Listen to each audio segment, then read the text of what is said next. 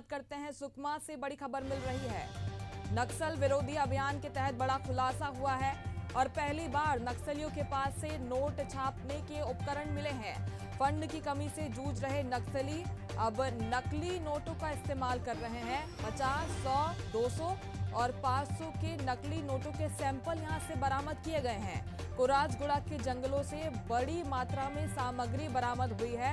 Sukma police को बड़ी सफलता ये कह सकते हैं। बड़ी खबर सुकमा से आप तक पहुंचा रहे हैं। नक्सली बताया जा रहा है कि आर्थिक तंगी से जूझ रहे हैं और पैसों की कमी को पूरा करने के लिए नक्सलियों ने अब नकली नोट छापना शुरू कर दिया है। कई बड़े कैडर्स इसमें शामिल बताए जा रहे हैं और ये सभी सामग्री नक्सलियों के पास से बरामद की गई है। नक्सल विरोधी अभियान के तहत ये बड़ा खुलासा हुआ है और पहली बार नक्सलियों के पास से नोट छापने के उपकरण सुकमा में बरामद किए गए हैं। सुकमा पुलिस को बड़ी सफलता आज हासिल हुई है। और इस खबर पर ज्यादा जानकारी के साथ सुकमा से हमारे सहयोगी गौरव तिवारी लाइव जुड़ गए हैं। गौरव, ये बड़ी सफलता कह सकते हैं क्योंकि पहली बार नोट छापने के उपकरण मिले हैं और जाहिर तौर पर कई बड़े कैडर्स के इसमें शामिल होने की संभावना भी है।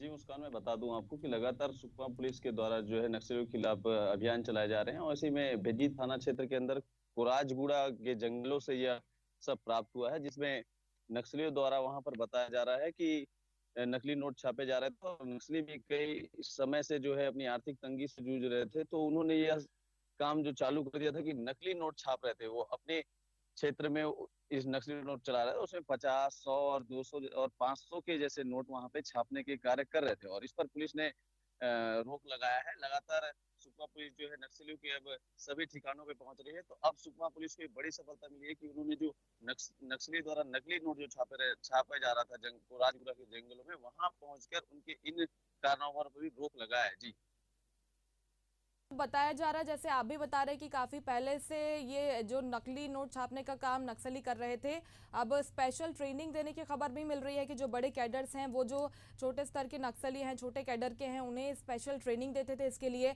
इन्हें जो नकली नोट सामने आए हैं, आखिर कहाँ पर इन्हें खपाया जा रहा था पहले, क्या संदेह नहीं हुआ पुलिस को?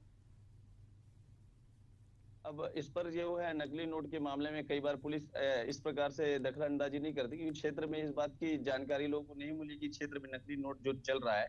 लेकिन ये भी तय है कि इस क्षेत्र के लोग इस प्रकार के कार्य आज तक करते नहीं थे। भोले भाले आदिवासी अपने निजी कार्यों में इतने व्यस्त रहते हैं कि इस प्रकार का कार्य आदिवासियों ने कभी नहीं किया। तो उनके ऊपर शक करना भी क्षेत्र में गलत होगा। आदिवासी हमेशा से अपने ही अंदाज में जीवन जीते हैं, लेकिन नकली नोट जैसे छापने के बड़े कारनामे आदिवासियों ने नहीं किया। लेकिन नक्सलियों ने अपने आर्थिक व्यवस्था को बढ़ाए रखने के लिए यह प्लान किया और बाहर से लोगों को बुला करके वहां के जो छोटे स्तर के नक्सली उनको तैयार करके नकली नोट छापा, जिससे उनकी आर्थिक समस्याएं जो है दूर हो और अंदरूनी क्षेत्रों में ही नोट का संचालन किया जा रहा था। अभी तक शहरी इलाकों में नोट नहीं पहुंचा। अगर इस प्रकार की कोई घटना होती तो यह जानकारी बढ़ के सामने निकलती, लेकिन नक्सली ने अंदरूनी साप्ताहिक बाजारों में नोट खपा रहे थे या ग्रामीणों के बीच में अपना नोट को संचालित कर रहे थे। तो इस वजह से जो है बाहर यह जानकारी नहीं मिली। लेकिन पुलिस के द्वारा जब उनके इस कैंप में या फिर वो जंगलों में जहां पे ये नकली नोट छापने का काम कर रहे थे, वहां पहुंचे, तब यह जानकारी हुई कि नक्सली जो है नकली नोट भी छाप रहे हैं और अपनी इस तरह से आर्थिक व्यवस्था को बढ़ा रहे हैं